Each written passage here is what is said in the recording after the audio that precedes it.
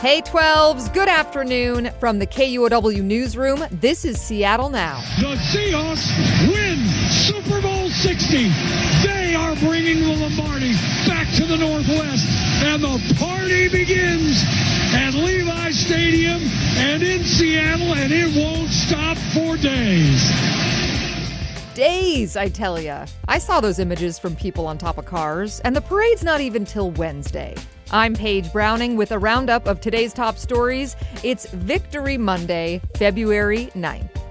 And we'll start our Monday with Seahawks fans celebrating the franchise's second Super Bowl win. Among them, Seattleite Greg Sifferman, who's been along for the entire bumpy ride. I've been there since the first year in 1976, the painful years with Jim Zorn when they were getting killed. And now to see them win it was absolutely amazing. Sifferman and other longtime fans say decades of suffering made last night's victory all the more sweet. The win caps a huge comeback for the Seahawks, who started this season as 60-1 long shots to win the Super Bowl. Part of the Seahawks' successful year was second-year head coach Mike MacDonald, who thanked Seahawks fans after last night's victory. We got the best fans in the world, 12s. Look how many 12s are in this stadium right now. We never wavered, man. We believed in each other. We loved each other. And now we're world champions. 38-year-old MacDonald is the youngest head coach in the NFL and is now the third youngest to win a Super Bowl. But that piece of history almost never came to be. That's because after MacDonald earned his master's degree in sports management, he accepted a job offer in 2013 from one of the top accounting firms in the world. He told the Seattle Times he had to go start making money and didn't think anything was going to come up on the football front. But the Baltimore Ravens offered him a coaching internship a few months before he was supposed to start the accounting job in 2014. And now he's coached the Hawks to the Lombardi Trophy. As for the fans, 12s are getting their Wednesday plans in order. The parade's Wednesday morning starting at 11 a.m. It'll travel from Pioneer Square near Lumen Field north along 4th Avenue to Cedar Street near the Space Needle. This is going to be huge, okay? The city's estimating somewhere between 750,000 and 1 million fans will get out to celebrate on what's forecasted to be a sunny day. But work goes on in most offices, and so does school. Seattle Public Schools says they will not be canceling school for the day.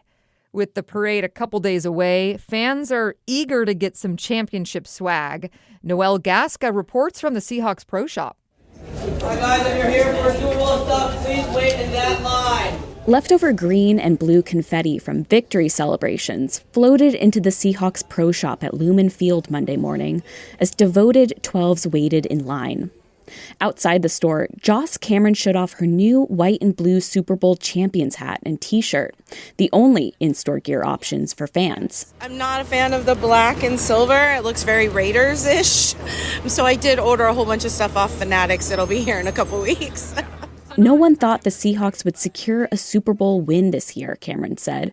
And maybe that disbelief applied to merch companies too.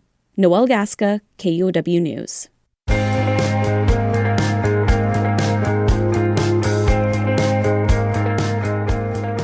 Here's today's roundup on the Winter Olympics. The best women's downhill skier in the world is now Idaho native Breezy Johnson. Johnson won the gold Sunday morning in the Milan Cortina Olympics, beating a field of 36 skiers that included legend Lindsey Vonn. Johnson attended Western Washington University after growing up in Victor, Idaho, which is between Sun Valley and Jackson Hole, Wyoming. Athletes with ties to the Northwest have competed in 11 events in the Olympic Games so far. The next medals to watch for are tonight, just before midnight. USA Women's Hockey has its final preliminary game. Tomorrow morning, Breezy Johnson races in the team downhill race. And Wednesday morning, Kirkland's Cooper McLeod races in the 1,000-meter speed skate.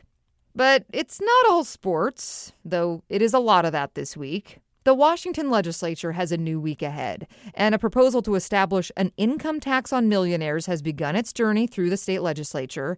Testimony at a first hearing Friday revealed a sharp divide between those who see it as a way to generate more revenue to support lower-income residents and those who worry it'll drive away businesses.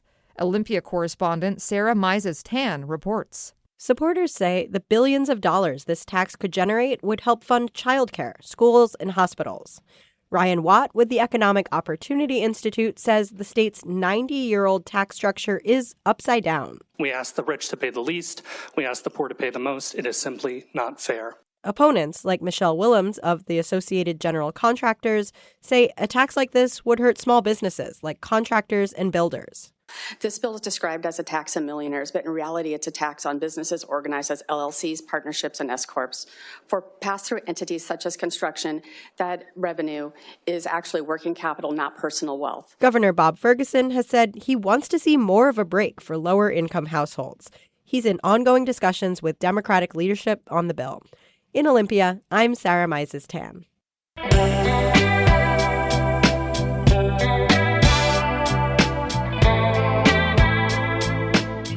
In immigration news, a father and daughter from Spokane have been released from federal immigration detention. The Spokesman Review reports a judge has ordered Arnaldo Tuul-Call and his 10-year-old daughter to be released from a facility in Texas after they were detained last month by Border Patrol agents. The two, who are originally from Guatemala, have lived in Spokane since 2019. They were in the middle of an ongoing asylum case when they were detained in January. A Trump lawsuit update. King County laid out arguments against the Trump administration's sweeping funding cuts in federal court today.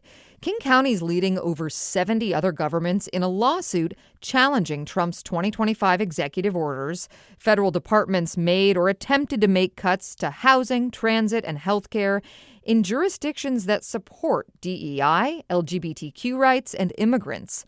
King County prosecutor Lisa Mannion gave oral arguments today, calling those cuts unconstitutional and federal overreach. In Oregon, the Trump administration's giving up on its months-long effort to deploy National Guard troops to Portland. Oregon Public Broadcasting's Conrad Wilson reports. The U.S. Department of Justice told a federal appeals court last week that they're no longer challenging a decision by a federal judge in Oregon from November, one that blocked President Donald Trump from sending the National Guard to Portland. Attorneys for Oregon, California, and the city of Portland won the case. This week, they too indicated they were ready to be done, without more arguments, before the Court of Appeals for the Ninth Circuit. The federal government's reversal marks the end of a chapter, one that began on September 27th when the president announced he was sending troops to Oregon's largest city. Legal fights over Trump's domestic military deployment also played out in Los Angeles, Washington, D.C., and Chicago, as the president pushed the bounds of executive power in court. I'm Conrad Wilson in Portland.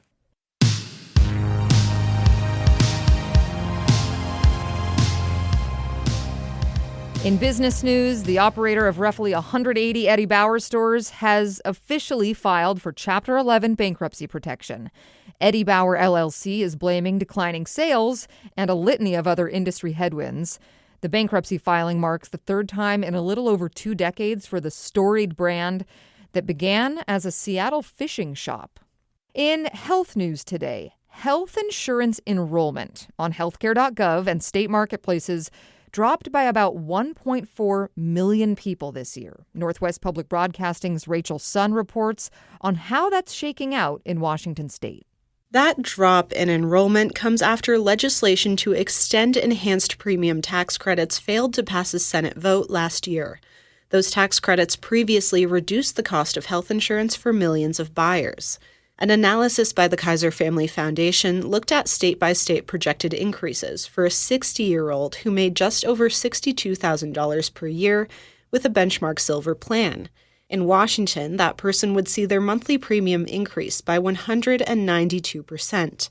A different report by the Kaiser Family Foundation found that just over half of the people losing eligibility for those tax credits were between the ages of 50 and 64. I'm Rachel Sun. And a final note, go vote. Tomorrow is Election Day for the special February election in Washington state. King County voters get to decide on whether to continue funding a couple dozen school districts. And there's actually a second online-only election happening at the same time. The King County Conservation District is electing new board members. Conservation District board members decide policy and programs on native plants, soil health, wildfire mitigation, and a lot more. People can vote on the KCD website, Until tomorrow. Next time on Seattle Now, we talk with Olympic speed skater Cooper McLeod from right here in Washington State. That's all for today from the KUOW newsroom in Seattle. Our producer is Seahawks mega fan Vaughn Jones, and over at the Chips and Dip table, I'm Paige Browning. Seattle Now and KUOW are members of the NPR network. Go Hawks!